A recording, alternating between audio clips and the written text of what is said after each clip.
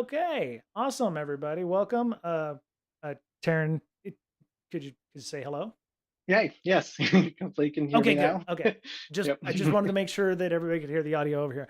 Yep, I'm no problem. after almost a year of doing this, I've almost got my audio set up down properly. So, cool. All right, so we don't. Okay. I need to turn off who all's on the participants. There we go. All right. So, welcome everybody to the Tuesday stream. As you can see, we have a guest. Taryn. Taryn is put up a very interesting series of blog posts on Mastodon, which, as I mentioned in the previous podcast that we did with Miss Berlin, I find a lot of interesting things on Mastodon that I normally wouldn't find on Twitter. And it's a six-part blog post, which I've put in all of the necessary streams except for LinkedIn. I still can't post over there. I don't know why. But it's an interesting discussion on breaking down. Sorry. Interesting breaking down how incident responses are done, how they're scoped, and what have you. So I would recommend you go and checking out that link as we go along in the process here. But Taryn, I'd like to welcome you to my stream. Yeah, I appreciate it. Thanks for having me on. Very Nice cool. to be able to turn this around in almost record time. You messaged me a little bit ago and now I'm here. Well, there was a bit of a delay before then, but I mean, thankfully, we got the 21st of February set down and was able to make this happen. I've been, for those of you following the streams and everything, I've been, we're getting our house ready to move. I'm having to pack up Casa de Break here, the headquarters and everything. So I have to take all the shit off my walls because we're going to paint this stuff because I have an ugly color here apparently that realtors don't like. So I have to have my office completely vacated by mid March. So um, it's just one of those things. But I'm glad we're able to make this happen, and I think we're going to have a great discussion today about incident responses. I don't come from the incident response world. I come from more of a Mhm. vulnerability management and a filthy compliance person.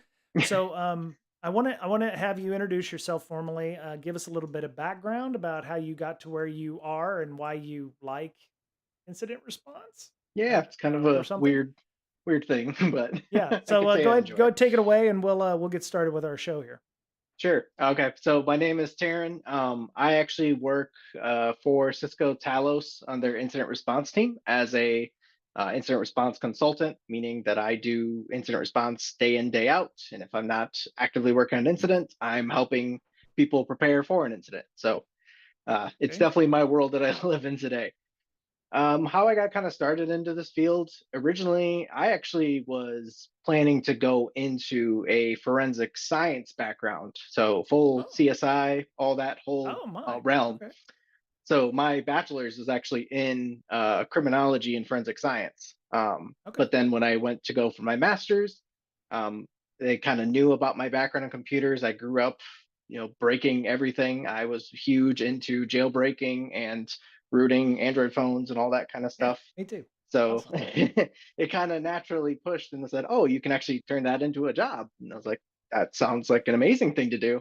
And then I got moved into the digital forensics world. But um, I'm definitely a late bloomer. I'm definitely someone who will advocate for the late bloomers. I'm not someone who grew up, living the security world or hacker world, but I got my way in properly, I would say.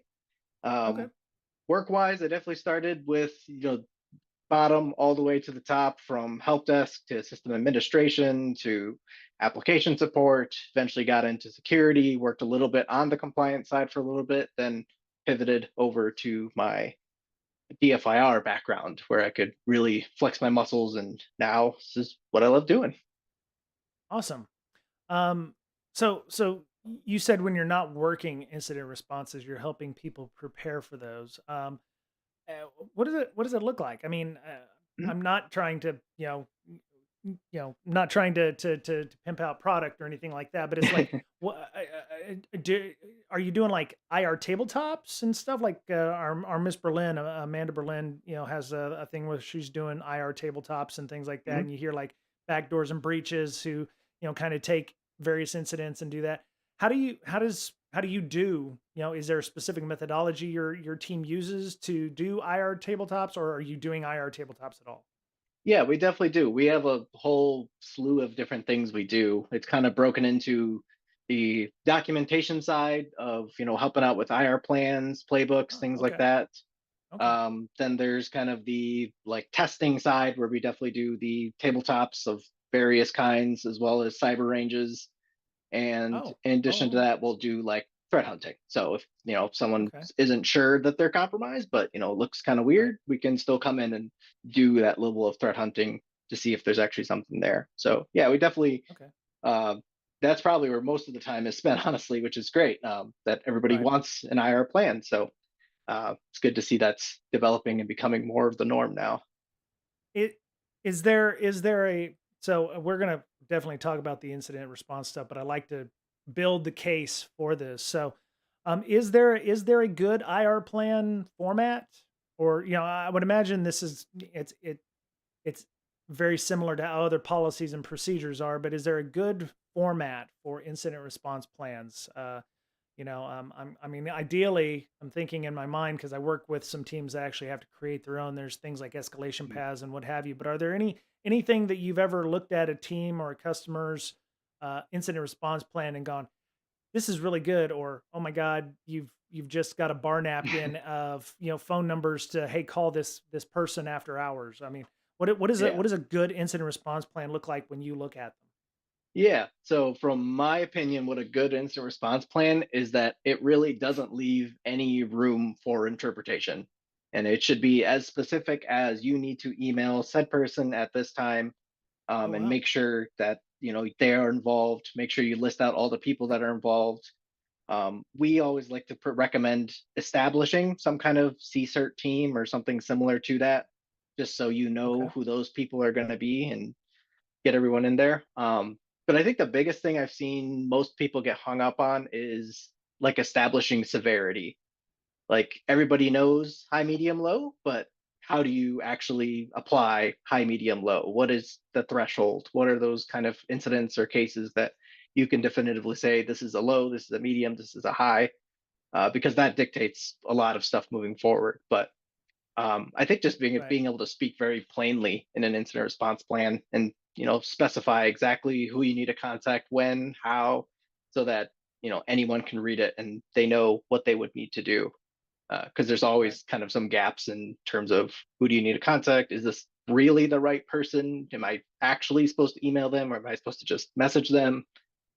So yeah, just I think that's been the biggest thing I've done over the last few years and watching instant response plans is just refining and asking very detailed questions in terms of, well, you said you're going to escalate to this person, but how would someone that's say an analyst escalate to that person? Do they have to go through you? Do they go to them directly?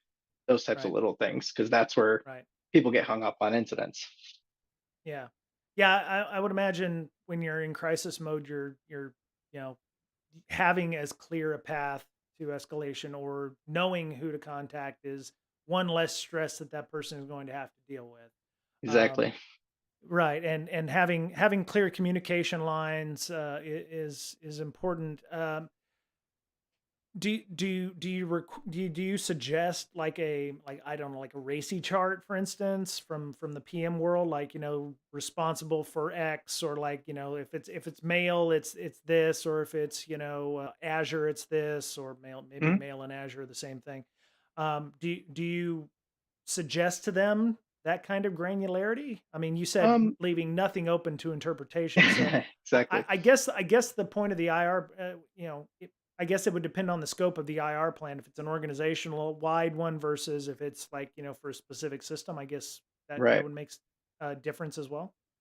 Oh yeah, it definitely does make a difference. And from most cases, we would always typically say make it from the organization wide because it's never going to be just the security team or just the IT team. Somebody else is likely going to be Right, involved. And the earlier you can have those conversations with those other teams of like, hey, if this were to happen, I would need to contact you. Like, how should I do that? That right, often is a good place to start. I mean, we'll work with a lot of teams that haven't had that conversation before, so they don't know how to contact their legal team the appropriate way when an incident comes up. So it's usually a good starting off point. Right. But to answer your question about like ratio charts and stuff like that, we've used them in the past for sure, but I think it's more just what's going to be usable in a moment. Because even if you want to get down to that granularity, is someone actually going to look that detailed at a ratio chart in the middle of an incident? Tough to say. Kind of depends Right. on how structured they are, if they have those appropriate roles.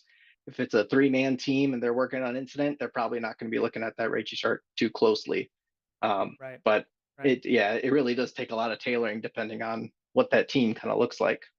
Right. And I guess it depends. And not everybody in the organization is going to be responding to incidents. Yep. If you've got a SOC or it's an MSP or third party, if it's an MSSP, if it's your IT department or your help desk folks, they may be the ones who are throwing that particular flag. And so, does that okay? So, if security is everybody's responsibility, is incident response also everybody's responsibility? Yeah, I mean, I'm kind of the opinion that yes, security is definitely everyone's responsibility, but at the end of the day, it is kind of up to the security team to establish that responsibility. As much as I want to Right. say Right. everybody's got to be involved, Yeah. going to rely on someone to say, let them click the phishing link and see what happens. I'm going to put protections in to make sure if they do click the phishing link, there's still some layer of defense there other than just allowing them to learn. Because I mean, there's a reason security is a full time job. Nobody can keep up with all this stuff as often as we have to. Right. Right. So I mean, we've seen a few incidents recently. I think we talked about the Reddit one that just recently happened where there was an incident response. The response was, "Hey, somebody got phished." Basically, that person self-reported, which I was like, "Yay!" They self-reported because they felt like they could do so. Depending, they didn't give us specific timelines on those things, but I mean, just the fact that the person was able to let them know that they'd been phished is probably half the battle in many cases. Do you when you're invited when you're invited to incident responses, do you ever how far into the process are you? There from very beginning to very end, or do you just deal with a specific area of it like, hey, we've noticed something is amiss. We need to have in the press, it's like we've invited a malware company to come in and join us and or Mhm. an incident response company to come in and help us. Um, are you involved in the entire process from like the initial like this is definitely an incident to everything's back up and running and normal and you can go on about your business, or is there certain parts where it's like you're here for just this or just this? Yeah, I would definitely say in most cases we're part of the entire structure. And I'd say a lot of times when we're working with people, we're usually at least one of the first calls. So we are pretty well versed in terms of just being there from the beginning. And that's, I think, why I'm able to give so many points on throughout my blog in terms of all these different aspects, because we go through them pretty much every single time. And there's been cases where, it's really up to them if they don't want us to be involved throughout the whole things. That's perfectly fine. Some places prefer to operate that way, where we come in, we do our analysis, give them our a report, and call it a day. But I Right. think most places we found that they like having us there, even if it is just a second pair of eyes to validate if something is truly wrong or if something is the way that they're seeing it. I would say even more often than not now we're getting the calls before they know it's an incident. They'll say, "Hey, we see something. Can you? Is this real? Is this an incident? Should we be worried?" Right. Which that honestly helps us out because then we can really take a look at things and we know how things are going to play out, and then give those better recommendations. But yeah, I'd say most cases that we are typically there from start to end, to at least be that kind of guidance throughout it. Okay. Do you how how long have you said you've been doing, incident response for a few years.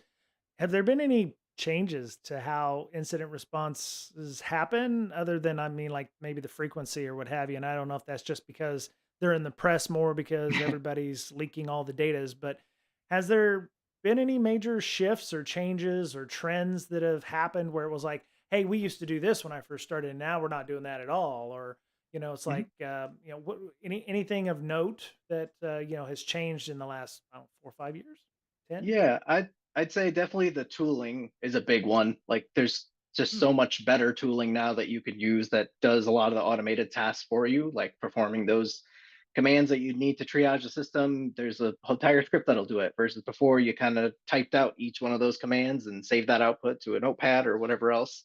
So Hmm. that's definitely been a huge improvement. And now it's getting to a point where it's nearly hands off, where you can do some of the analysis. Right. Um, in addition to that, I'd say the biggest one was when ransomware really started popping up. I mean, before that, I don't think people recognized. I don't even know if I really knew that incident response was this big of a thing on its own. But I think ransomware really put that into frame for everyone of like, yeah, you need to kind of respond appropriately. You don't just, delete the malware and call it a day. You got to actually go through a full procedure and make sure that you can go through that easily and probably involve multiple organizations. It's not the IT teams anymore. So yeah, I definitely say that ransomware really changed it, and it's still just as rampant. I mean, the amount of ransomware cases we still get today is insane. It's not really slowing down where we thought it was going to be. Right. Right. So one of the things I remember, we've talked with Mr. Betcher and Ms. Berlin about some incident response stuff in the past that, and I don't know if this is how it works with y'all, but a lot of times I've been told that you bring in companies like yourselves to be not necessarily working the issue, but to be like staff augmentation or to help, make it easier for people to get back online a lot sooner. Or Mhm. maybe I got that wrong. It's like you're here to run the incident while the regular folks who are trying to get everything back up and running are doing that. Um, I- do you I mean, what does the role look like for you when you come in? I know you said you're there for a lot of it, but is how much effort is involved there? Are you there just to work the incident, and how do you work with the teams in that case? Yeah, so like we'll bring in kind of our small team of like three folks where we'll have someone kind of really take over as like that incident commander and really lead the incident, provide recommendations, give advice on how things probably should proceed.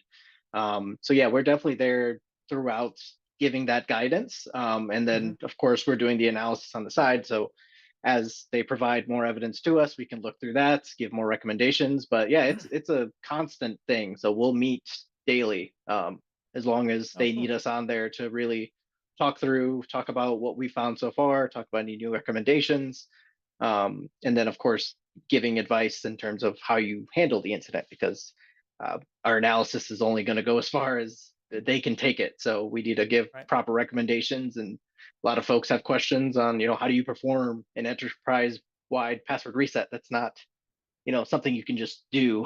So it obviously takes a little bit more planning and thoughts and talking through it. But a lot of times it's, yeah, just being there helps a lot. I think for a lot of organizations we've had people go on site not necessarily because it was a technical need, but it just kind of motivated people and made them feel a little bit better, having someone there with that expertise so that they can kind of get through it, especially when you're talking about like hospitals and schools that just don't deal with this stuff on a daily basis and aren't as Right. prepared and don't have the funding. Right. So yeah, it definitely makes a difference when we can just be there and kind of augment ourselves, like you said, as part of the team for at least that short while. Okay. So, sounds like a great place to get started. We actually have one of our folks, Twitchikins, is asking a noob question. There are no noob questions, Oh no, Twitchikins. of course not. I did misspoke earlier or misspeak, misspoken. I don't know. It's a 7-part blog post, not a 6-part. So you get Yes, an I extra blog post. yes, I just Um, released that a couple days ago, I believe. Oh, cool. Okay. Yeah. And thank you, TSSRTK, for joining and hanging out with us today. So Twitchkins is asking, and this is part one of your blog post, actually. Uh, Mhm. good job, Twitchkins. Noob question: is there a common threshold when an event is considered an incident and warrants the full treatment with documentation, etc.? And I think that's going to kind of dovetail into what we're talking about here. The first thing you ask in a question here is, what is an incident? Really? And then it's like, Yeah. you say, when alarms go off, remember it might be a false alarm, the worst feeling is spending hours ending on end investigating only to find the whole issue was a CFO using an approved custom Excel macro. So, you know, you being the company you work for, but you probably have other things that might denote what an incident is. Um, is there an established or common threshold potentially for what is an event versus what's an incident? Yeah, there's not, unfortunately, and that's usually the hardest question to answer, especially when you're talking about like making an incident response plan. Is coming up with that criteria.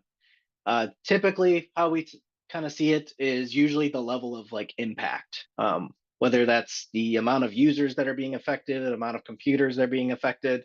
If you have a single computer that's an isolated incident, they got malware, but it's just that computer, that may Right. not kind of up the impact. But if you're talking about, something like a ransomware or like a mass phishing campaign that's actually getting to systems, then that's obviously going to put it in that more kind of incident capacity. Right. But in my opinion, it's really up to the organization themselves to determine that. If they want to claim that a single computer that has malware on it and it's just that system is an incident, that's more power to them. I think that's probably better to document that stuff than to not. Um, and I think Right. that using a process like this helps at least show that it's not as bad as it seems when you have to get to a point of writing a whole report. If you kind of Right. take it in a structured way, but yeah, I'd say the common answer is probably level of impact. How many systems, how many people are affected by this? Is people outside of IT going to know about it? That's kind of Right. usually when it kind of gets to that level. Right. Yeah, and something I think we've talked about before. There's a difference between event, incident, and then the B word. Because once you say the Mm. B word, that is a confirmation that one, there is in fact an incident, and Yep. two, the lawyers are about to get involved, and things like credit reporting. So you don't want to say the B word when you're in the I word and dealing with events, at least Yep. in my opinion. There. Um, so I guess so. Yeah, it depend. Yeah, it's dependent on everyone else. So, you say prepare for the interview. Why would you be interviewing people? I mean, my hair's on fire at my company, and we're dumping terabytes of data from an unpassworded email server. I need to fix it now. We need to fix it now because every minute that we're wasting asking questions is causing problems. So why do you need to interview? Yeah. So the biggest thing is it's just to get the facts straight. A lot of times, I think when you don't interview or at least talk to whoever's reporting what's going on, you miss so much information. I mean, I've been a part of incidents in the past, like in my past workplaces, where we've gone through the whole thing. They said, "Hey, the server's down. We need to figure out what's going on." We start investigating, and then when we get to the logs, we open it up and we say, "Wait, what time did this happen?" And we have no clue. So we have to go back, talk to them. "Hey, what time did this happen?" "Oh, it was actually 4 weeks ago." And then, well, we don't have the logs that go back that far. So what do we do now? So I Right. think getting a lot of that kind of information is the biggest things. You definitely need to move quick. I think that's the hardest part, is finding that balance of when you're Right. asking so many questions that you are kind of wasting time, versus asking very targeted, appropriate questions that are going to help you get things done faster. You don't have to go back to them. Nobody wants Right. to have that back and forth of like, "Hey, what time does this take place? What user account did you use?" You want to have all that information up front. Okay. How much does the initial discussion or interviews feel like every episode of some hospital show where somebody's a gunshot victim coming in, and how much does it feel like the gunshot victim, you're trying to get questions from the GSW victim, and it's like trying to pull teeth. Oh, just what if they don't know that information? How many people Yeah, do you have to interview before you get enough? And I guess this is enough is going to be subjective, but it's like, could it be one person or could it be 15? I mean, what does it look like for, maybe you could give us some examples from the trenches without naming names of like, well, I had to interview everybody up to the CEO before I figured out what the hell was going on. I mean, what does it yeah, look like to investigate or interview enough people? yeah. No, it's not easy.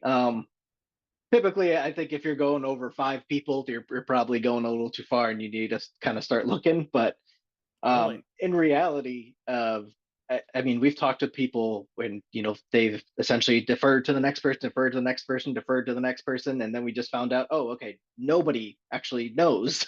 So that's one thing we need to figure out. Right. Um, Ideally, obviously, if you have someone like a security manager or someone in that capacity that can kind of gather that information for you, that always works best. We always like to establish someone as like a point of contact that we can work with Right. directly, that's going to be this person to kind of relay that information. Um, but yeah, I mean, sometimes you're just not going to get answers. I think you need to be prepared for that just as much as you have the questions. You need to be prepared that probably half of them aren't going to be answered. And that's how things go. And that's where you have to rely on things like logs to answer those questions for you. So Right. if they can't answer the question, usually my follow up is, do they have some kind of evidence that I could point to that would answer the question for me that I can ask for from them?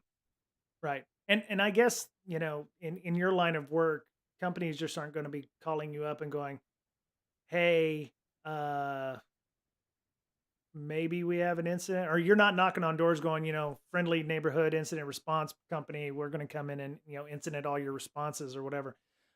Somebody has a clue, I would hope, that has happened. Either they've, gotten an email from Krebs saying, "Hey, WTF Mhm. over here, bruh," or we've owned all your things, or you've got some nice stuff on the screen saying, "Pay us Bitcoin," or what have you. Um, so, I mean, somebody knows something, but I guess, yeah.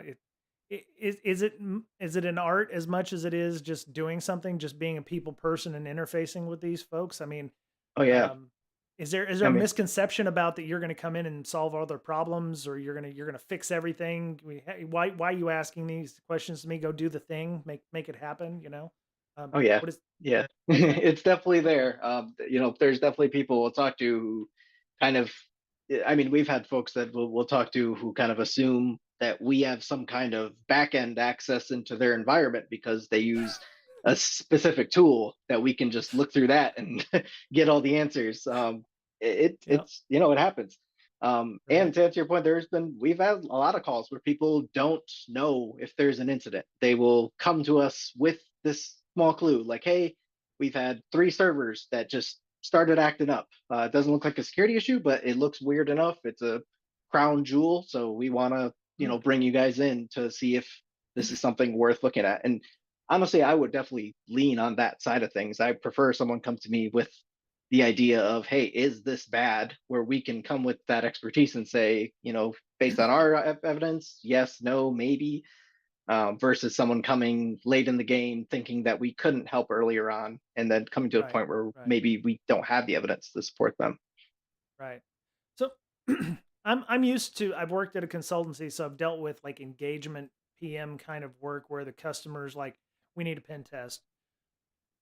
What's the engagement model like for an incident response? Is it like you just come in and get started and then, we'll write the blank check and then you can fill in the value later? What is the I mean, that's got to take time, right? To Mhm. negotiate it. Or do you have like a column A and column B? Hey, we're going to do this. I need one of these, one of these, one of these, one of these, one of these. What is the incident response engagement like? Is it, I mean, how do y'all do that?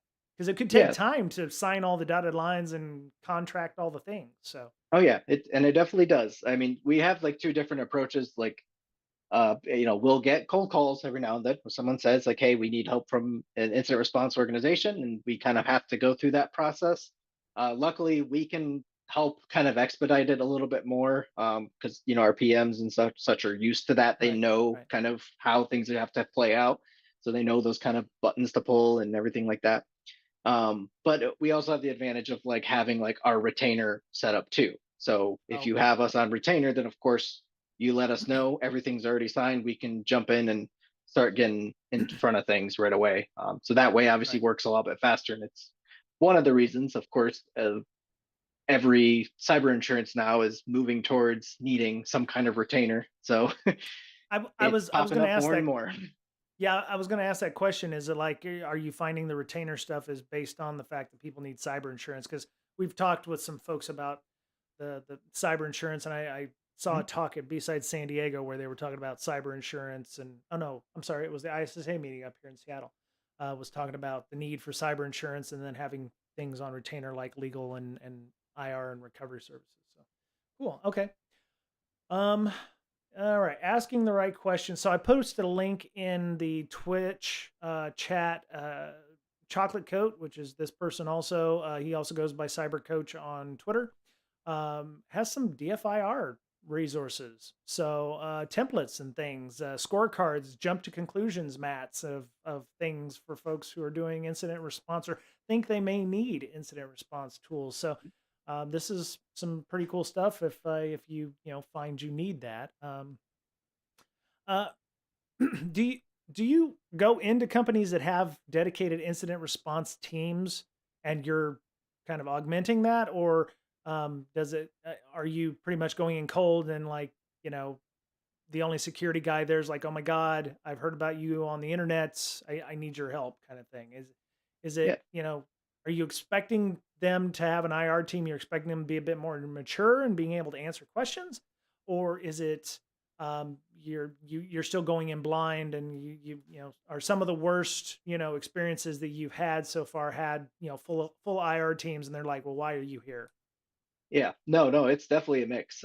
We've had some that, Okay, they don't even have a formal security team. They just have a few IT members. We've had some that have a fully deployed security team. They've got their own threat intelligence system. They've got all the tools in the world. They've got everything. But I think usually for those organizations, they still like reaching out to us as kind of that secondary check of like, hey, right, we know you guys do this every single day. Is this something to be concerned about? Are we doing this the right way? What can you do to help us prepare even more? But yeah, it's definitely a mixed bag. We'll get right. every level of kind of preparedness from an organization. So we kind of have to be ready. And obviously, it changes depending on which industries you're working with. Some that are just more used to security than others. Right. So yeah, it's that's why we kind of go on the scoping part too, is to ask those questions like, do you have a security team? Do you have people that you can rely on for this thing, or are you kind of running with a kind of ad hoc IT team? Which there's no wrong answer, but you kind of need to know before you jump in. Right, right. So, I guess scoping much like a pen test engagement. So, um, does scoping give you what does scoping give you other than what systems? I mean, if I would say if the attacker's actively laterally moving or doing something in the environment, if it's ransomware, it's probably like they're already done. Everything's already up owned and it's going to be hard to get through. But if they're actively under attack at that time, the scope's going to be changing, right? Oh yeah. Are is it isolate like where the rest of your network is gone? Consider it gone. We just need to protect this little nucleus of data or the things that are going to really cause you issues or have a bad day. Or maybe they're already in there. We're just trying to expel them from this little nucleus, and then you're going to have to clean up the other stuff yourself. The the scope of the investigation, I mean, what is that how most? And I apologize for asking inane questions like this, but Oh no, not at all. I haven't worked a real incident response. Mhm. I've just gotten lucky, I guess. I don't know, but I haven't had to deal with anything like this before. So, um, Yeah. I'm just asking that question. What's that engagement model look like? Yeah, so yeah, we'll jump on a call with them, and they'll essentially let them talk it through, tell us what's going on, and then from there we essentially start putting those recommendations. Yeah, if it's a live incident, then yeah, we're immediately moving to containing as much as we can right away and giving Right, those recommendations even before we start figuring out what systems we want to look at and all that kind of stuff. But a lot of times we'll come into incidents even after like ransomware is fully executed. They know right, it's executed, it's happened already, and then we're coming in because they want to see if we can find some way of terms of how it got to that point, because all they know is that ransomware executed. okay, So yeah, the scoping really is just talking through uh, what they know so far, what we can recommend from that point, and then clearly setting objectives, because every organization changes in terms of what they actually want from us. Most of them want right, some level of analysis and kind of guidance in terms of what they want. But we've worked with others too, where they don't even necessarily need the analysis; they just want us to get as much information from the IOCs that they got, or give them some more recommendations, or review their kind of plan of action and see if it's appropriate or are they missing something. Right. So yeah, Right. it changes every single time we talk to someone. It's always a different case in terms of what they actually want or need. And Okay. sometimes we have to ask them that question before they even figure that out. Right. Right. So if I'm skipping to part two now on the list here because I Yeah, think yeah. we've killed that interview section.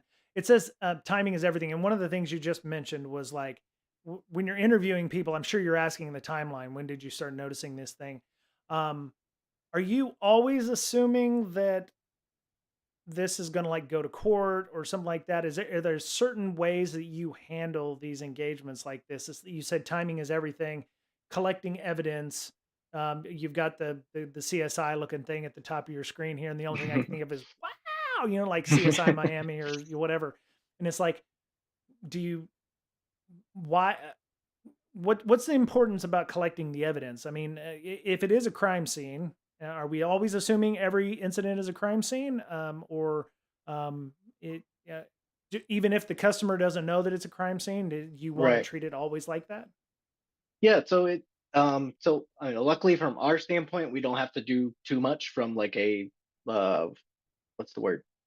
Like actually going into court, preparing like evidence in that sense. Right. But most of the time, we will still prepare things in a way that if it were to go to court, it's still there. Like it's not necessarily saying that it is admissible, it's going to be perfectly held up in court, but we do it in a way that we can follow that precedence. And I know I always follow the precedence from um, my forensic science background of, if I do my work, it needs to be done in a way that it's clearly documented. Somebody else can come in, replicate all the steps I did, and get the exact same results. So that's Right. kind of my thinking of when I'm asking for evidence, when I'm collecting things, when I'm trying to keep things that aren't being touched or things that need to be analyzed in a slightly different way that won't affect what's actively on the system. Right. So yeah, it's still very important. Obviously, if you're dealing with like a ransomware and there's an active insider, you can't always guarantee it. You try as best as you can, but if Right. if they're okay, just they'll blow up the system and get what you can. That's what you got to do sometimes. Right. And so I know we're 41 minutes and 25 seconds into the podcast, but you have a disclaimer on part two that says, in some cases, you may need to preserve evidence for legal investigation. I, being Taryn, will go on record and say the steps that he outlines are not legal advice. He's not Mhm. saying the information I provide ignores legal considerations, but always defer to your legal team if that's what you're working with. So Yeah. if there's an incident, one of the things you'll probably be doing at some point if you go through a tabletop exercise is, hey, legal, maybe you want to get in here, or PR, warm up your "we care about your security and privacy very seriously," blurb that you're going to post or copy paste out there. Always defer to your own legal team and not to necessarily the information that is on here. Taryn is not going to come and be your expert witness. So, Yeah. No, uh, that's thank not it's not something I could yeah, do. yeah, yeah. Thank you, into X4. Appreciate the joining here. Appreciate that. We're just talking with Taryn here. If you have any questions, let us know. So, Lady P said in California, PC 502 unauthorized computer access is anytime someone tampers, interferes, damages, or commits an unauthorized access to lawfully created data systems. Okay. Um, Lady P's helping us out with US code 1030 and all those other things. So that's good to know. So Yeah, and for the um brief time that I did work with it, any computer security laws they're intense and they're not right, as well structured as you'd like them to be. So right, yeah, I always say if it's computers and there's a potential for legal, get your legal team in as early as possible because they may not have the right. right answer, but they will have a answer. Right, right. So you said who one section here, who has the keys? One of the biggest hurdles coming across an incident is getting access. In fact, if you need to take one piece of advice from this, make sure everyone who has access to the evidence can easily obtain it. Mhm. This doesn't mean everyone has access to everything all the time. However, anyone authorized should know the process to get access. So, um, sounds like sounds like sometimes your incident response process gets stymied by the fact that some people can't give you the access you need at 2 in the morning or what have Hmm. you? Yeah. Um, Go ahead.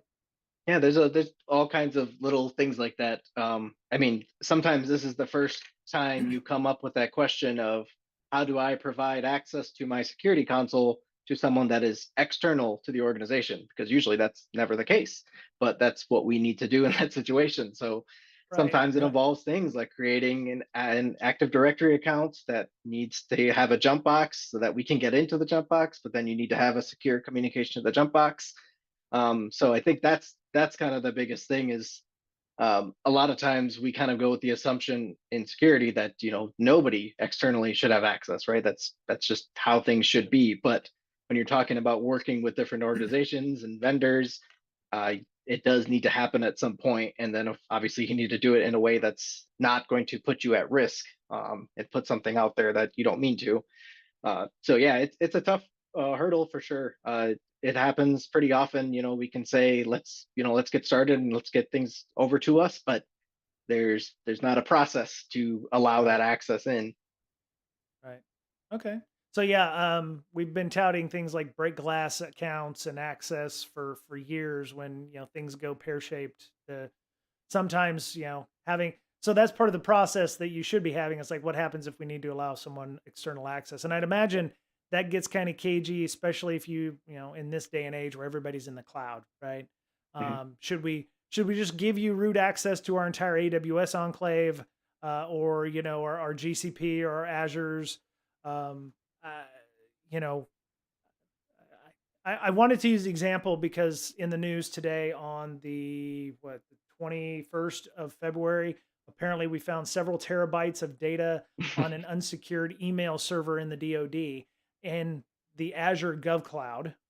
So Mhm. it's like there should be controls in place, at least on the Gov clouds that I've worked on in the past, where Joe Public shouldn't have access to that. So that's a Right. huge oopsie. Um, I can imagine there's some folks going through incident response right now, dealing with terabytes of data that's been leaked from God knows how long. But what? So if they did it right, and let's say you got called in on something like that, what are the things you would be looking for in terms of evidence or ways that you should be engaging that kind of thing? I mean, GovCloud, you should have specific access required, but I mean, I don't know what would go through somebody's mind whenever you're brought on to do an incident response like this. Is it, um, you know, especially with the government? I mean, what would that look like for you?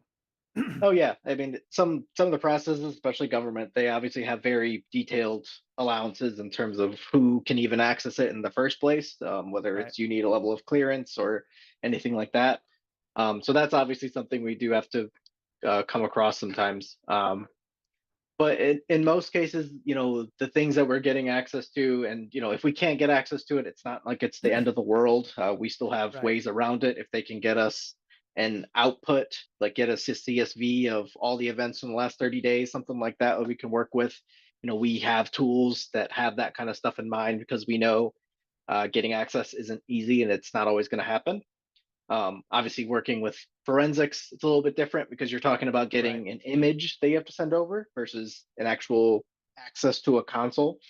So yeah, a lot of times I think it's just that it's just planning something. So when we go to the incident response plan, that's like one of the things that we'll talk about is how do you provide access to these people? Is it a simple you have some kind of external process to give them access, or is it that you default to taking exports of certain types of data and working with them on that front? right. One of the things that always comes up is like, oh, we can always shoulder surf or something like that, but in our experience, it just never really goes the way you want it to because it's tough to Right. explain how you are going to search something to someone that's doing it themselves. Yeah. Um, I don't know if you've talked about this in the later chapters here, but communications is going to be important. Mhm. Um, a lot of companies tend to use things like Zoom or what have you. Some companies still have good old fashioned VoIP systems. do you establish a trusted, maybe out of band? Some, I mean, the horror in me is like the hackers gained access to the VoIP system, or you Right. know, figures out that there's going to be a war room call because they're in the middle of an incident response, and there's 150 people on the call anyway. So what's 151 people who just happens to be the bad guys, bad people listening in? Um, is that something that you ask during like the interview stage, or when you're collecting evidence, or when you going through, and sorry, we're backing up a little bit here, but like, Yeah, no. do you say, well, do you trust this method of communication that we're talking with right now? Or Yeah. you, do you establish a secure connection elsewhere or offsite? Yeah, we do. We usually use, obviously we have our own communication tools. So we'll usually set up something on there that is, it could be part of their environment if they use Hmm. it themselves. But if they don't use it, then we'll set up our own kind of room basically for any of our communications and setting up meetings through there. But um, it kind of just depends on what works. I mean, we've worked with organizations that their whole domain is down, so they can't even email us. So they need to Right, right, come to us through like a personal email or something else, and then we need to kind of validate that this is who we're actually talking to. So yeah, it definitely provides a little bit of a challenge. I mean, I've right. worked with organizations in the past where they'll have like a signal chat that they'll use, where everybody will Okay, have like an out of band signal chat for these types of communications. But yeah, out of band communications, definitely having something is important right, that's not tied to your network, because if a ransomware comes in, takes down your domain, that communication method's gone. right, right. Or hackers gotten into the email system, so they're going to see all the emails being Yeah, thrown around exactly. about, "Hey, please help us, IR guys." So yeah, that makes sense. Okay. Um, so you mentioned, how do you obtain forensic images? And so, part of this is getting access to things, but then it's like, how do you get access to forensic images in the cloud? Is that even possible? Do you work with the cloud provider to get those? Or I'm sure Encase does everything these days, or FTK Imager, but Mhm. um, how does that work in the cloud these days? Yeah, so cloud's a little bit different. Most cloud forensics, I would say, is more dependent on logging than it is on an actual forensic image. A lot of them, AWS, GCP, the big kind of three cloud providers, have a method to get what would be essentially a forensic image. Right. A lot of the times you would just need to use another cloud instance to actually view that data. But there's a Okay. lot of tools that are getting better and able to actually go through those. But I would definitely say when you're talking about a cloud investigation, the logging is going to be what's more important, because it tends to log a lot more by default. So you'll get a lot more of that system level logging, as opposed to like a normal Windows endpoint, where Right. things can be obviously very limited. But yeah, Okay. there's definitely capabilities. It's expanding quite a bit. I mean, there's that SANS course all around cloud forensics now. It's not something you can ignore anymore, and most people have it. Right. So yeah, you definitely need to have something prepared for it. Okay.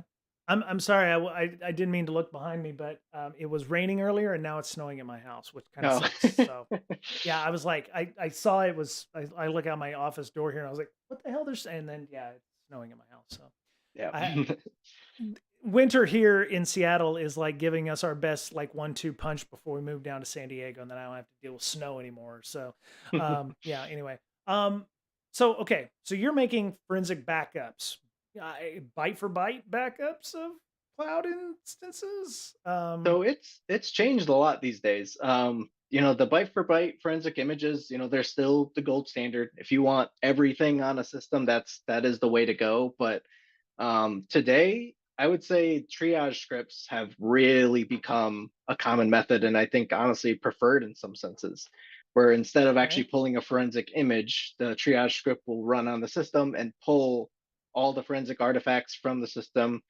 collect them into like a zip file or something, and then that can be shipped off, and it's significantly smaller and much easier to work with, Okay. as opposed to going through a full forensic image. Still not going to get Right. that extreme level of detail, but in most cases, it provides us at least those initial leads, to figure out where we need to start looking next. Is there anything you ask the teams to do, like make duplicates of AWS instances, or EC2 instances, or RDS databases, or I sorry, I'm in a heavily AWS environment where I work, Mhm, so I don't know what the what the drops, DigitalOcean drops, or whatever in Azure or the GCP equivalent is. Um, you're dealing with a lot of data there, right? So mhm. they're going to be collecting that data for you. You're going to be analyzing that data. um, how much of a worry is it for like confidentiality purposes? You're going to be taking potentially business sensitive data and putting it in. I'm like you said. I imagine this is not all the time, but you'll be taking like EC2 instances and moving them over into your own AWS, GCP, or Azure type, environments, or needing to make those for analysis. So how do you? I would get my next question is, how do you keep your own organization from not getting infected by the same thing that you're testing yourself?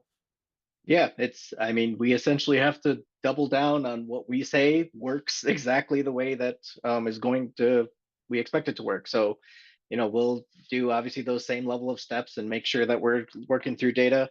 I think in most cases, if we can use the data in like an offline capacity, that is obviously preferred, so that we're not sending data over, we're not showing any instances that are live in our Right. environment.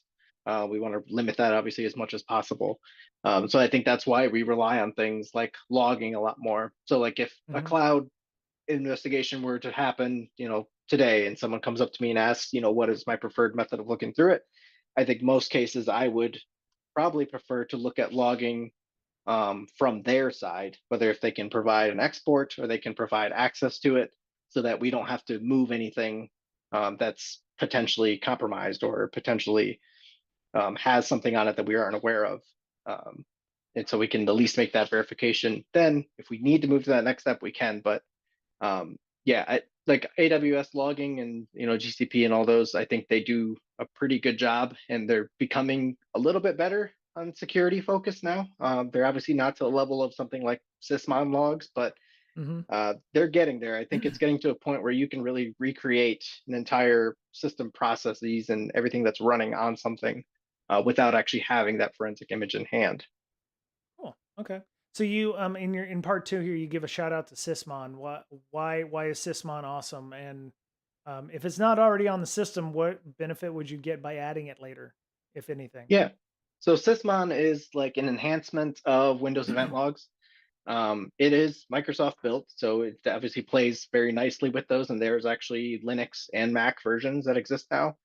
Oh, nice. But what that essentially does is it takes what you would get out of a Windows event log and kind of gives you a much more security focused and kind of monitoring focused look at it. So instead of having all the finite details that a Windows event log would typically have, Sysmon kind of breaks down those individual things and gives you just like the information that you need to know. So it's a lot lighter in terms of what you're collecting, and a lot of it's just much more focused. So you can see things like processes that are being spun up when a process is calling upon a file and which file it's using, and it'll indicate very obvious things that would be important to security, like the UTC timestamp, the actual user that was involved, when that user was last logged on, and it just gives a little bit more context. So we obviously like recommend it more. Okay. Windows, security event logs are great, and they can usually get us more than enough information that we need. But if someone's starting fresh, sometimes just recommending Sysmon is a good place to start, because it's a little bit lighter of a lift. It's really just an installation and making sure that the space is there, or having it forward to a SIM or however else you need to do it, so Yeah. that there's less tuning that's need to be done on your side.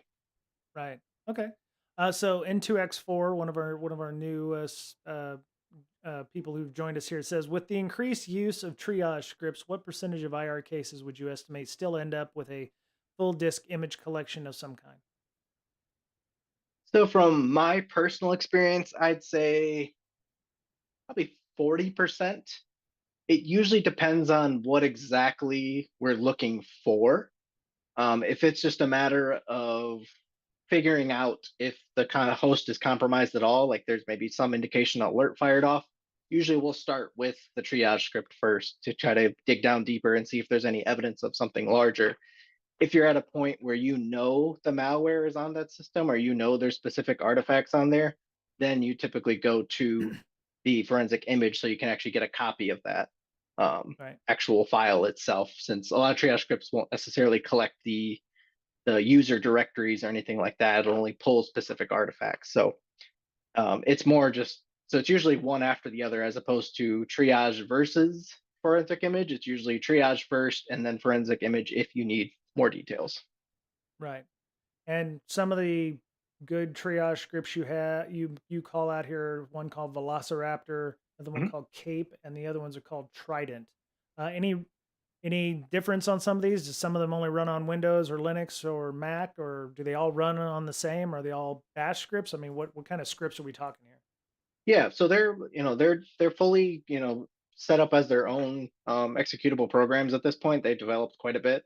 Velociraptor is one that we use pretty often, and it's very extensible. You can actually customize it quite a bit to get exactly what you need from it. Um, Cape is like an automation tool that essentially is developed by Eric Zimmerman and his team so that they can collect all the information and run it essentially against an analysis. So if you have all the Windows event logs, it'll run various scripts against the Windows event logs themselves and try to extract those key pieces of information for you. So it's a lot more Okay. automated in that sense. And I think Trident's more on the PowerShell side. They're relatively new. Um, they've, I think they're kind of going a little bit more into some of the user kind of execution side of things, where some of the other tools are more system specific. Um, I've only used them a couple different times, but they work very well and it's PowerShell based. So it's a little bit easier to get going versus trying to get some of these other ones and run them right away. But obviously, all of them, they run pretty well. My personal preference, I think Velociraptor is kind of the one I've leaned towards very often, with Cape being very shortly after that. Okay. Very cool. All right. So we've gone through and we've imaged all the things and we've created a timeline, and now we're talking about analysis, which is part Mhm. three of your post here. You said now we're in the good stuff. We got an incident. We've scoped it perfectly, and we've collected evidence. If you know the theme now, say it loud. Don't just jump in. Why is that? So I don't know if everybody has this, but I feel like going into a lot of security fields is kind of an idea that you don't really have a plan to start. You just kind of jump in and just start looking. And then if you see something, then you start talking about it. So that's kind of my kind of moving away from that and having a plan before you just start jumping in, because a lot of times when you jump in, you're going to miss evidence. You're going to miss certain things because you don't have a plan on how to go through things. And the biggest thing is, I think that is one of the biggest reasons people burn out so quickly when trying to go through an incident, because you are just looking and looking and looking and you're not seeing anything, and you just kind of don't have a wall to even hit. So you just inevitably go until you have no energy left. Okay. When you said, don't just jump in, have a plan, first thing I thought of was Humphrey Red October, and Fred Thompson's like, Russians don't take a dump without a plan, that kind of thing. So, Yeah, um, exactly.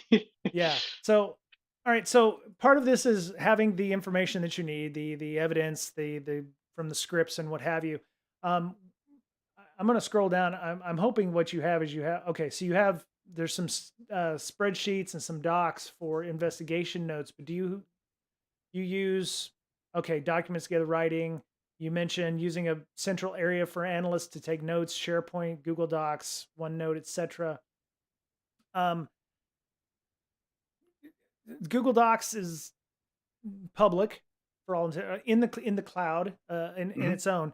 When you're dealing with investigations, are there companies that are be like, yeah, you're not going to put that into Grammarly, or you're not going to put that into some place online where it could be discovered, like a OneNote or a SharePoint or something like that. So are there offline options, or using Notepad plus plus, or do you have some kind of RTC kind of thing that collaboration tools that you would suggest if you don't put it in a Google Doc?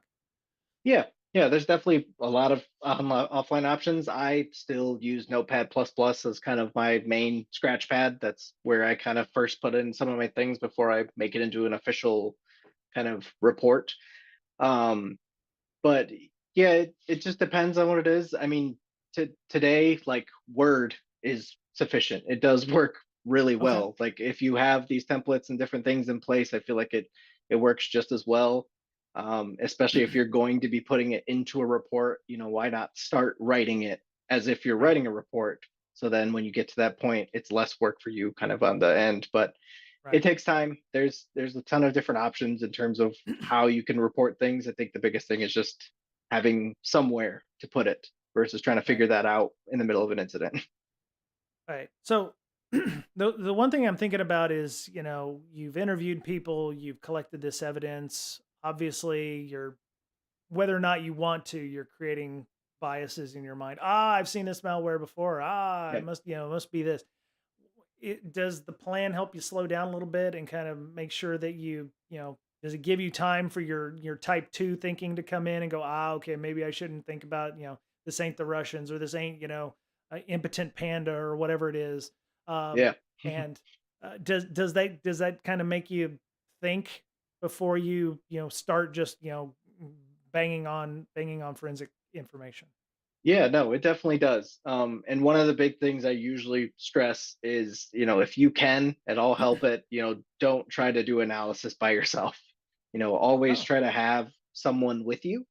okay. One, so you can have someone to kind of play off of because you're both going to have different ideas of how things work. That just helps with those biases as they come up. Right. But two, it's just uh, practically easier. When you're talking about interviewing someone, it's a lot easier to talk directly with someone and have someone take notes versus talking and taking notes at the same time. So I Right. always urge for at least some kind of buddy system. So when you're going through an incident, because trying to go at it alone, it's just inevitable that you're going to burn out. I've been a part of some even where I've tried to work the incident myself, and it's a nightmare. It's impossible to try to go through all that information, keep things tidy, keep things organized. So definitely always recommend having some kind of counterpart. It doesn't even have to be another security analyst, just somebody you can rely on to help you take notes or something similar to that. Just make your life a little bit easier. Right. Um, do you what's your communication style like? Because obviously you're doing the analysis. Um, is there are roles in the incident response for the company themselves, but you're sitting here doing analysis. I'm sure the company's like, okay, what'd you find out? What'd you find out? What'd you find out? What'd you Yeah. find out? What is it? How easy is it for you to tell them? Do you need to set boundaries? You're like, look, I'm going to contact you in 24 hours, or we'll talk about this tomorrow during your event. I mean, there must be once the initial discussion has happened. It's like, look, stop talking to me because I have to do the analysis of this thing, Yeah. or I'll give you hourly updates, or I'll give you every 6 hour updates. What does the updates look like when you start analysis? Is it just when something is notable, or it's like, hey, I finished with this and I didn't find anything, or I found this. You might want to set up your IDS to look for these things, or your NIDS or EDR to look for these things to help eradicate. How much how much of it is you up against the clock to go, okay, I really got to find this stuff. So Yeah. thank you, Super Lolly. Yeah, it happens a lot. So yeah, one of the steps I put in kind of incident scoping is when you're done talking through it, you have an idea of what happened. Always, always, always try to have some kind of cadence that you're going to communicate with people on. Whether it's 4 hours, a day, later at the end of the day, whatever it is, establish that next meeting always at the end of whatever meeting you're on. And the reason for that is for that one to give analysts time to actually analyze and go through things. Right, But it also helps for analysts too because sometimes I think when we're really in the middle of looking through something, we kind of forget that we need to report this to someone or we need to collect everything and have notes. We just kind of keep looking and looking and looking. So if you can establish that cadence, it at least gives you that time frame in terms of okay, I'm 3 hours in, we have a meeting in 1 hour, maybe I should start collecting my notes together so I can actually have something to talk to. I right, think that's very right, important, and also gives the folks who aren't doing the analysis at least a spot that they can look for to get that next update. So if someone else inevitably asks them, "Hey, what's the new update?" Say we have a meeting at 4 instead of saying I don't know. I feel like right, those types of answers is what kind of keeps people calm in those situations. If you just have a plan of when we're going to talk next, and then for us, we it's something I've definitely had to work on. Is not raising the red flag whenever you see something. I always have to take kind of step to. My plan is usually if I see something, I kind of note it down in my like scratch notes, try to validate it as much as I can, and then write it out as if it's going into a report. So you say something like, at said time, we saw execution of this, malware. And then when you kind of write that, you kind of get it in your head of like, oh, they're going to ask me which user account. So I should go get that information too. Or they're going to ask me which host was this on. So I should grab that information too. So I feel like that helps kind of slow things down too and get all the right facts before you go out and present it to people. And then if you have that cadence, you know exactly when you need to have that information ready. Right. Okay. Into X4 is asking a couple of questions, and I think this goes back to some of the playbook stuff. How do you deal with not missing anything in an investigation, and do you have a checklist for certain types of breaches with specific steps? Um, do you have playbooks for like, oh, this is a ransomware attack, we should probably do X, Y, and Z versus this is a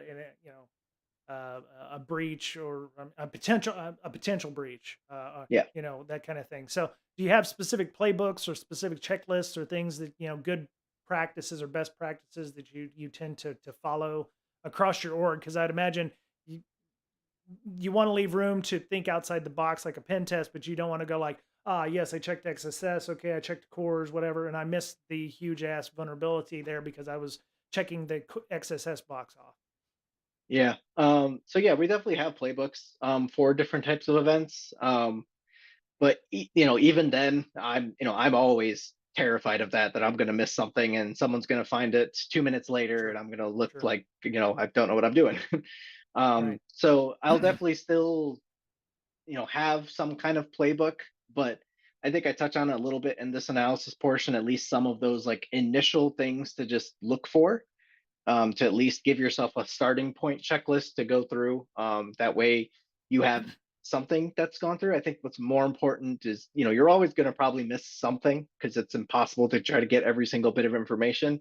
But if you can at Right. least note down what you've looked through and how you went through it, I think that satisfies most people that you took the time to actually show that you are looking through these things, that you have checked, Windows event logs, registry, and whatever else. That way, if someone that you're working with kind of looks at your notes and says, "Did you look at this?" That's a little bit easier to communicate versus not telling people what you are looking through or having a plan and then just kind of expecting that they went through the right information. Right. Right.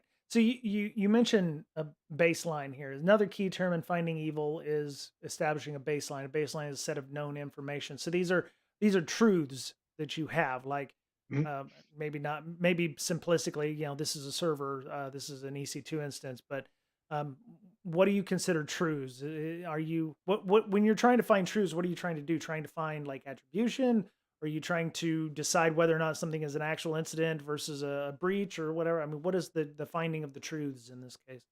Yeah. So the biggest thing here is just to make comparison as simple as possible. So, for instance, if I'm coming into an organization and they know, say, a finance system was hit by malware, I would probably want to see another finance system that hasn't been hit by malware so then I can do that easier comparison.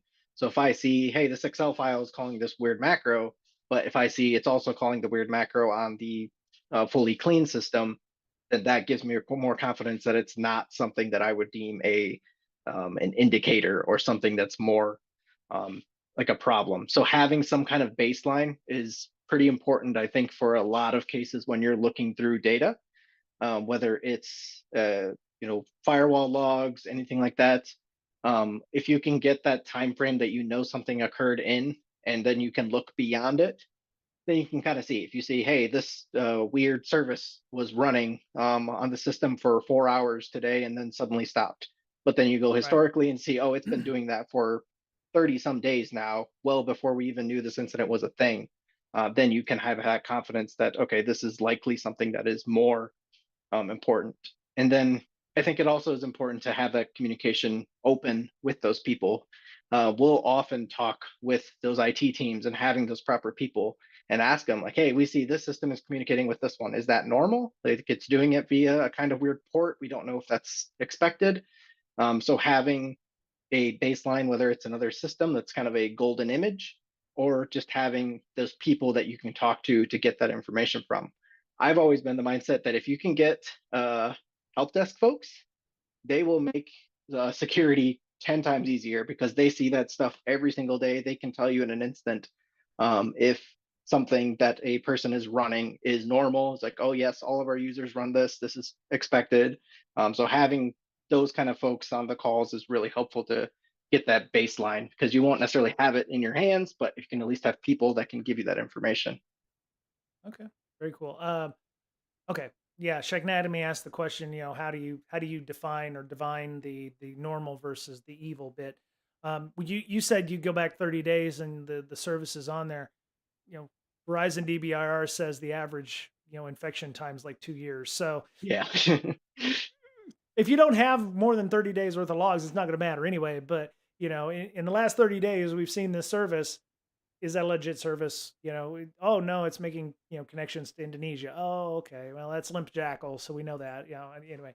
Um, so I agree with the help desk asked. Yeah, I mean your help desk is going to be your biggest champions in this case. So Mhm. yeah, very cool. All right. So you mentioned hunting, being able to hunt.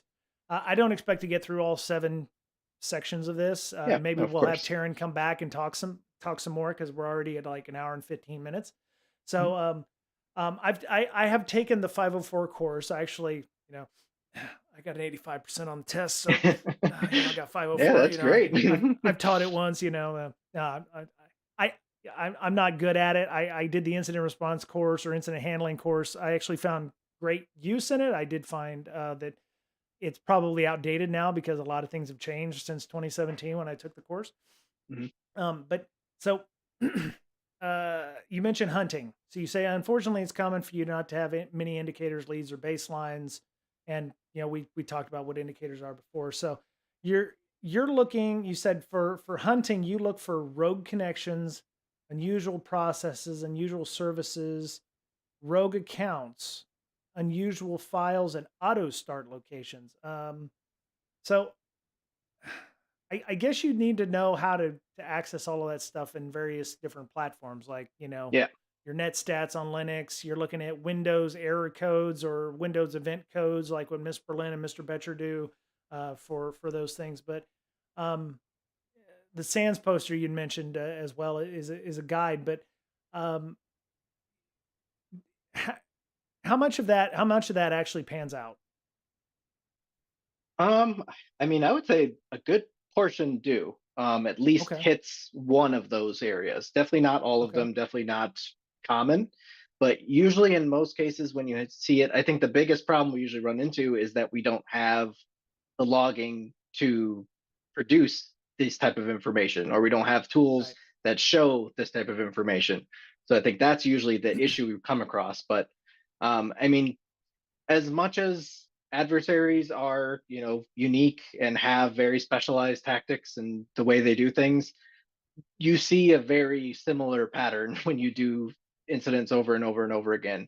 There's always going to be that form of initial access. They're always going to try to create a user or create an account or get some kind of privileged account. There's those Right. common like trends that you see no matter what type of incident it is because the things that work unfortunately keep working, so they're going to keep doing that until it doesn't work anymore. Right. So yeah, it's an evolving thing. I'm sure my little list here is going to be outdated in 3 years. But try to give something in terms of here's at least a place to start because I think that's the thing. People just kind of jump into a system and they don't really know where to start Right. looking. So this is like those few little areas to at least get started and see if anything flags. But it also shows why you need a baseline because how do you know if something's an unusual process versus a common process? So you need to have some kind of comparison to make. Right. I'm gonna post this GitHub link up. You got a lot of excellent links in the blog post. I'm posting some of them up in the Twitch, but there's just so many. So I mean, that's why I was like, yes, this is an excellent blog post series. Yes, a lot of good content. And so just for everybody's edification, this is the same stuff you use in your during your testing and when you're doing incident responses, you're eating your own dog food in this case when you're talking Oh yeah, about these things. absolutely. Yep, this is Okay. definitely what this basically came from a point of when I was at one of my past organizations.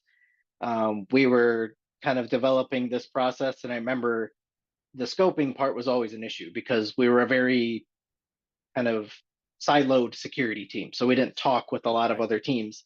So it became really important to ask all these questions. And unfortunately, we had a lot of incidents. So Right. I kind of came up with this of like, here's some questions that keep coming up. Like, let's just write all these down so we don't have to worry about trying to document this. And then that gave me more into templatizing the whole process because I realized I'm wasting half the time just trying to make it look nice when I can just put in a template and just fill in where I need to, especially with what I do now and how many incidents we go through daily.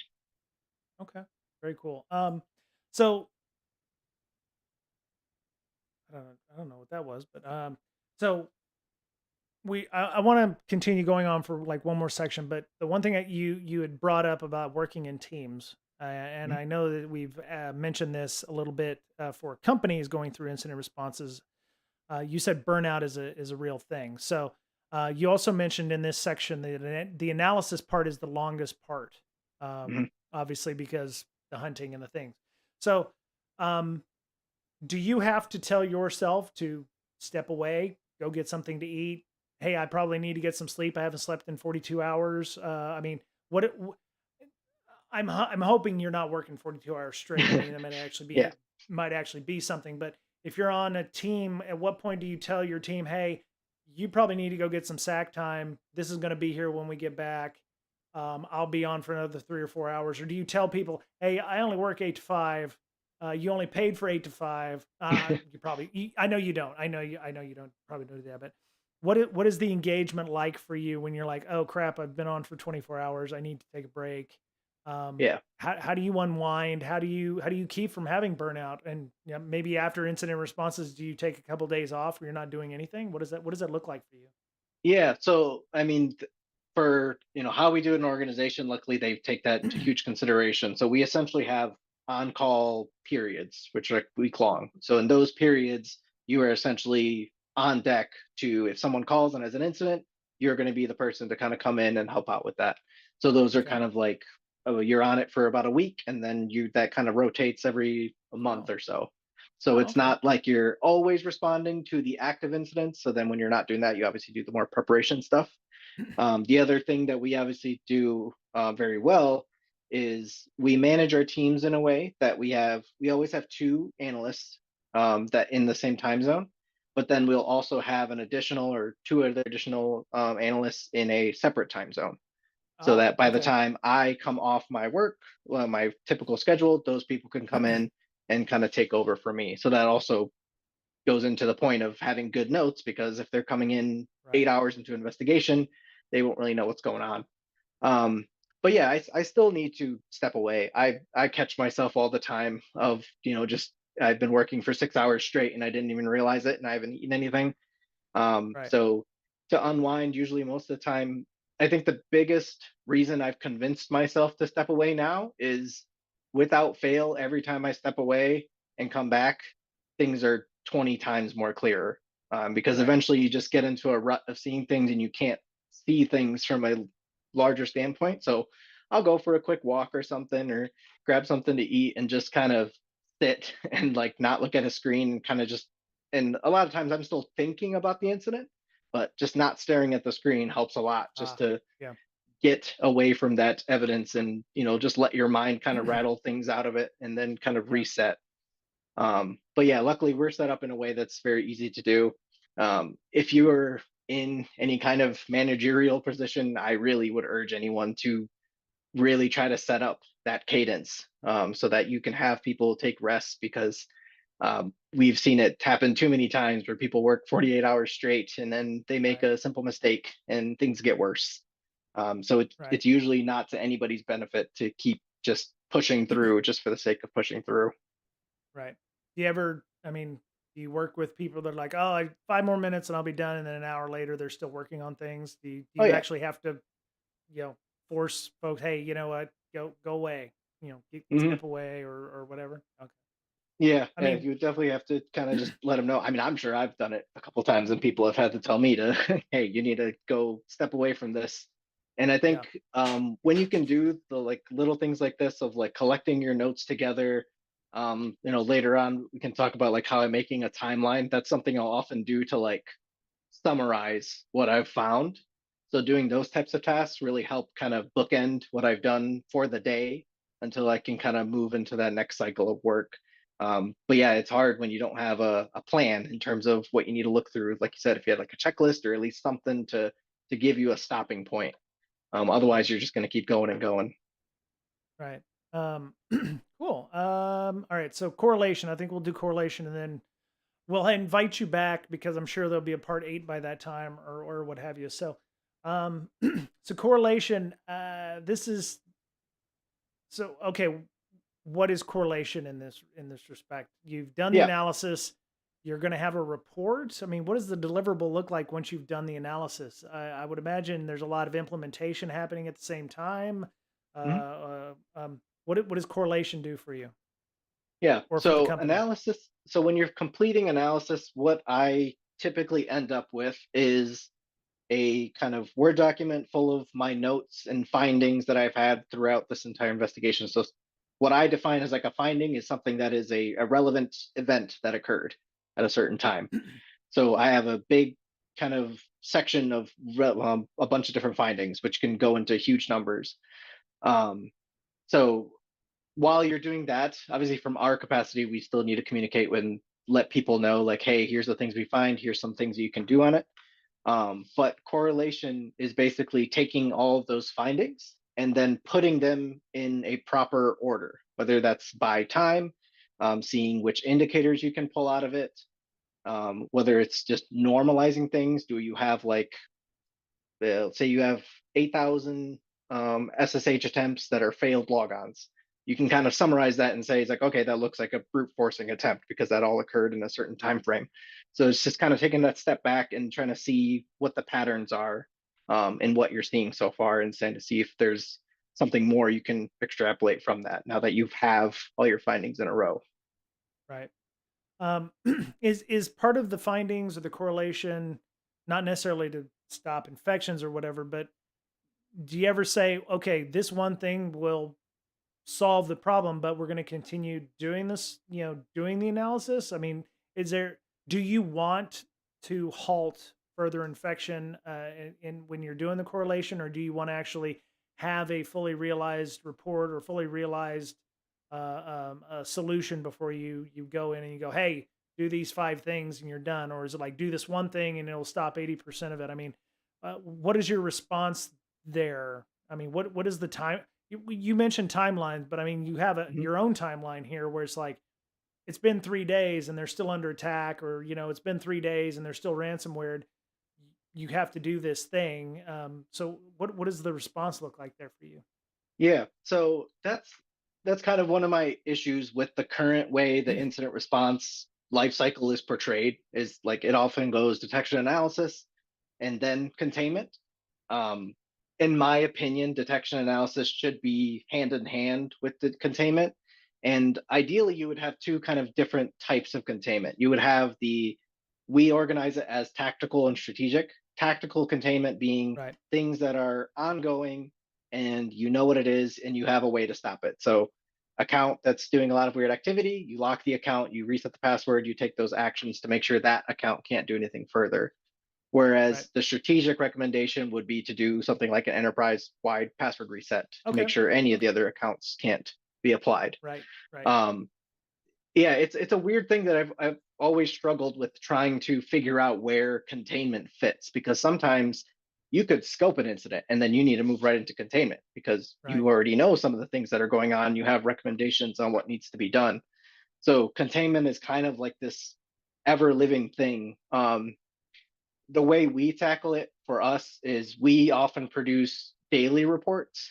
So we'll produce a final report at the very end with everything all collected, but we'll also produce daily reports just to let people know what we found so far, and we'll have recommendations related to that. So those would be like the tactical recommendations. So I right. think it is. It's tough to kind of figure out which ones are which. It's hard to say you need to do an enterprise password reset if you've only seen two accounts that are showing this activity. But it's good to keep that as a potential strategic recommendation for the later containment phase, so that you can still have that as a plan and it's not lost, for Right. in like what you need to do. Is the tactical discussion that you're having with them to do things like maybe break persistence or to kick them out temporarily, but you know they're going to come back in because there may be other methods that they gain persistence, but this is like the primary one. I mean, Yeah, does this basically show your hand just like I'm in the system, haha, and I beat you, and it's like the bad guys are going to come back in. And then strategically, it's going to be like, well, your firewall logs need, you need to do X on your EDR to block them mhm. further. I mean, what is the discussion like that? We're like, hey, we want to break persistence, or we want to kick them out temporarily and create a bulkhead where we can, then make additional protections or suggest additional protections. What does that look like? Yeah, so that's usually kind of how we approach it. So like we take those daily reports, and ideally for every finding we have, we at least have some kind of recommendation that we can give to contain that finding. So it's very directly based on the analysis we're doing. But we kind of know in the back of our head that even if this is going to contain this specific finding, there's still plenty of other things that could go on. So you need to kind of still prepare that list of later, containment measures. But usually we stick with kind of keeping the tactical stuff up front, because getting an enterprise password reset, creating a new VLAN to isolate systems, that kind of stuff just does not realistically happen quickly. So we try to give very quick, actionable advice that can be done very quickly, like resetting an account, Right. or isolating a system, an individual system that we've seen things on. So yeah, it's totally dependent on what you find, so that you have that direct response. And sometimes, yeah, like you're gonna still have things that you need to do even before you get a chance to analyze things. Right. It's tough to give a good. There's not really a good spot to say now we start containment. It kind of starts as soon as you start scoping. You got to keep it in mind and keep updating that list. Um, I've seen things in the past where it says like, hey, make sure you do all your analysis and then contain, so that you're covering everything. But realistically, like you said, it could be 3 days before that analysis is done, and you can't just Right. expect, the malware and threat actors to just keep living in the environment like that. Right. Right. Yeah. I was going to ask how much attack matrix or defend matrix or those items are in there, and you've actually got a link to the MITRE attack matrix Yep. if you've run out of ideas. Why would you run out of ideas? Is it just sometimes the A plus B doesn't equal C, or I mean, there's something missing. Maybe they didn't understand, or I mean, why would you run out of ideas? Yeah. So what I mean by run of ideas is basically when you're going through analysis and you're looking for what the adversary has done. I mean, there's a million different things an adversary could do. So Right. that's why I like to rely on things like MITRE to give me like an idea of like, okay, I looked for X, Y, and Z, but I didn't look through these three techniques to see if those could have happened. So it gives you Okay. at least some kind of framing in terms of how to fill in the gaps of what you're seeing. So maybe you've seen initial access and you've seen the ransomware, but you obviously have no idea what happened in between. So MITRE helps to kind of fill in those gaps without becoming an adversarial expert, because I mean I have no idea all the different techniques that exist out there, and there's new stuff that pops up Right. every day. So having a reference point is helpful to go through those. And MITRE does a really good job of, actually providing detection, um, in terms of how you can detect these types of things. So I use that as kind of my threat hunting, Right. instead of detecting it proactively. It's just a threat hunt at that point. Right. Um, I think I was trying to not dance around this earlier, but we're collecting evidence, we're doing all this stuff. How important is it to not let the adversary know that you're doing incident response, or is it okay for you to pretty much loudly proclaim, "Hey, I'm here and I'm gonna track you down and eject you"? Or, I mean, what is the? I, I imagine red team is low and slow, and you don't want to be seen. That's how some people do it, adversarial type things. But um, Is what you're doing and collecting evidence, is it very noisy on the network, and would let people know if they're actually inside the system? Yeah, I would say in most situations, if an adversary is there, they're probably going to know what's going on. Okay. At this point, we've kind of moved away from trying to hide the fact that we're there, just because there's so many different ways that if someone has a domain admin to your environment, they'll see something if they're really Right. looking. Right. But just from our experience, when an adversary is in your environment, they're not. I don't think they care as much. They want to get what they want to get done. It Okay. might push them to get it done a little bit faster, but at that point, that's where it's important, like we said, to have those tactical containment measures so you can at least address things little by little, to at least give some kind of solace in terms of the environment being clean to a degree. So yeah, at this Okay. point, we'll try sometimes if they really want us to try to do it as quiet as possible. But I think any level of DFIR is always going to be noisy if you want to do Right. it right. Yeah. Yeah. I wasn't sure if you were trying to, because my thought was if you're sneaky, then they're like, oh well, I can just lay fat and happy and not have to worry about getting any more persistence. But if they know you're inside, they're gonna are I don't know, are adversaries dumb and they just stick to the same playbook, or is it like, once we've been detected, we need to start doing X, Y, and Z, which will also give us additional persistence down the line?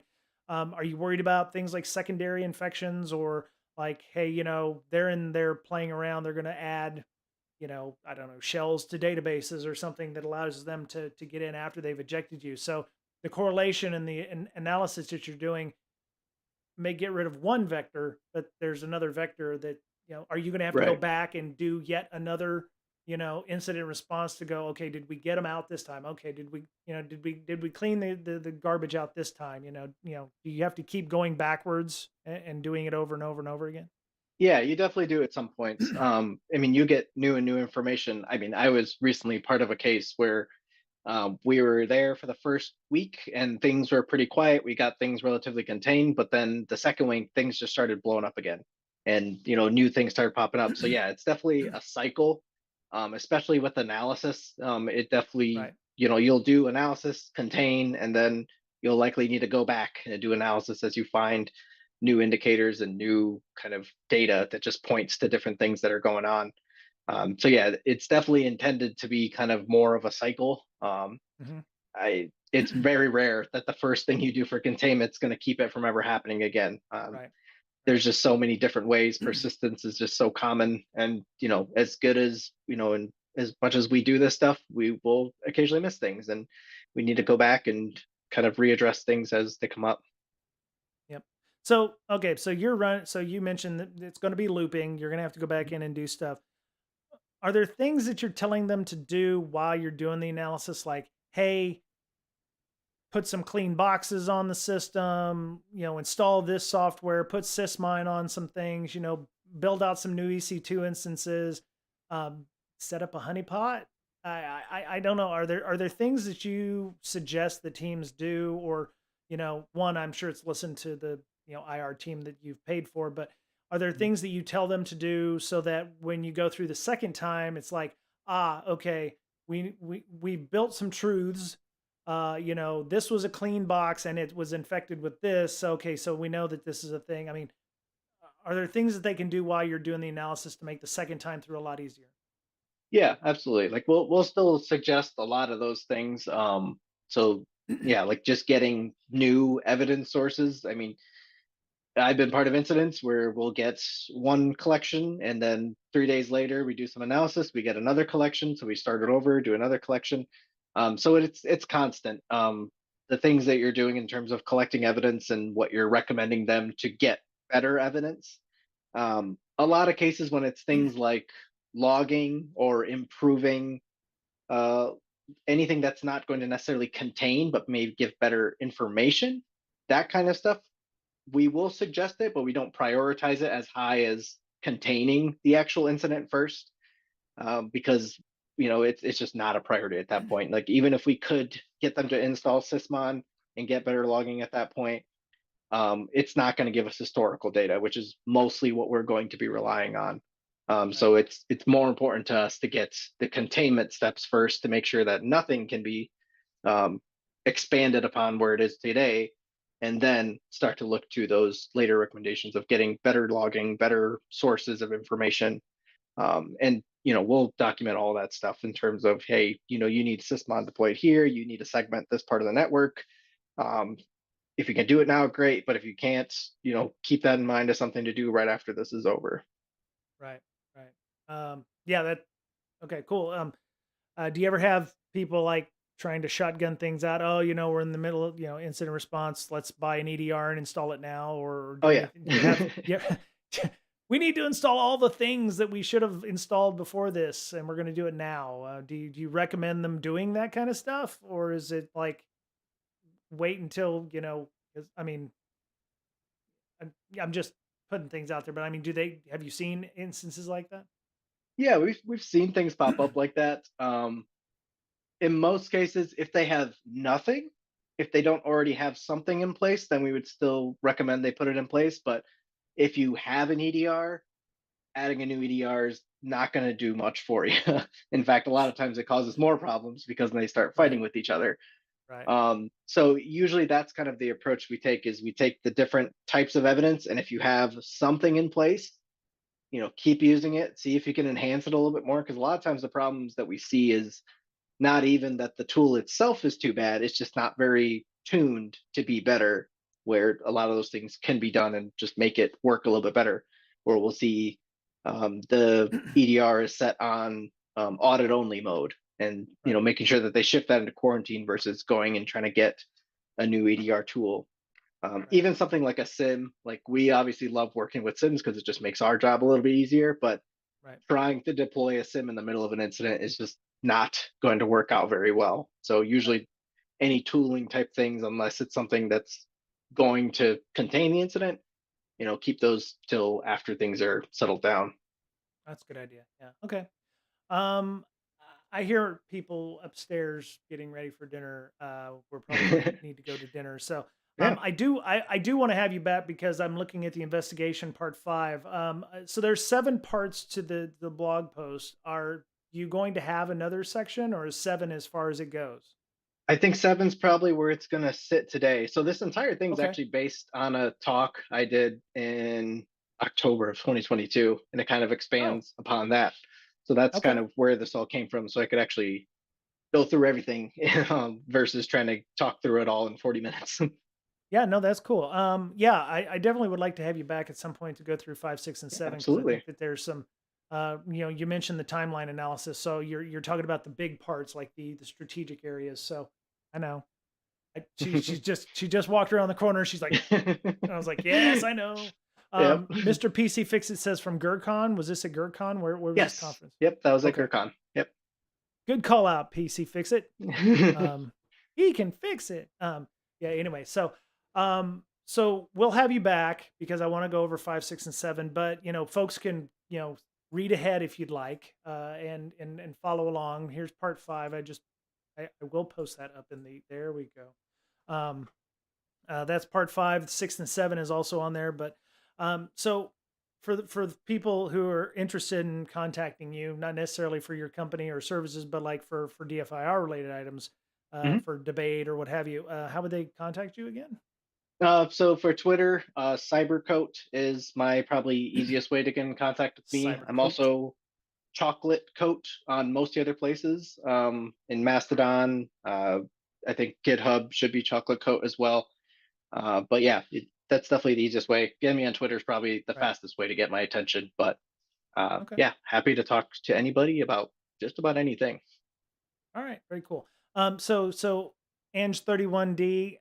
I'm sorry you missed the stream, but it will be available on YouTube, Twitter, and even LinkedIn. So, and we will have Taryn back again for part 2. And Cybercoat and Chocolate, yeah, Chocolate Coat, or no, I'm sorry, yeah, it's Chocolate Coat Forensics. Sorry, Yep, Chocolate Coat Forensics is the website. I, I need to probably sit down with you and have an adult beverage and understand where that handle came from, but it's okay. Yeah, and if Um, someone can get chocolate coat on Twitter and give it to me, that'd be wonderful because that is the only place I don't have okay, right it. on. Yeah. So, but yeah, I appreciate the time, and we'll definitely schedule another time for you to come on for another Tuesday to finish up 5, 6, and 7 because I think there's some definite discussion there that needs to happen because a lot of us think tactical, operational, but the strategic aspects, what Oh happens yeah, after it's the major. fact, the lessons learned, etc. The blue team, saying "I told you so's" to management. You should have given us our monies for that. I'm sure there's going to be some discussion about never abuse a crisis, and we can talk about the response issues as well. So, but Taryn, thank you so much for coming on, and we'll definitely get you back on soon. Yeah, absolutely. A pleasure to have you. Cool. All right. Thank you everybody for joining today. Like I said, if you found value in this, and I hope everyone did, because this was awesome, awesome interview. I'm actually sorry Miss Berlin and Mr. Betcher didn't make it. I did tell them this was happening, but it's 5 and 6 p.m. their times respectively.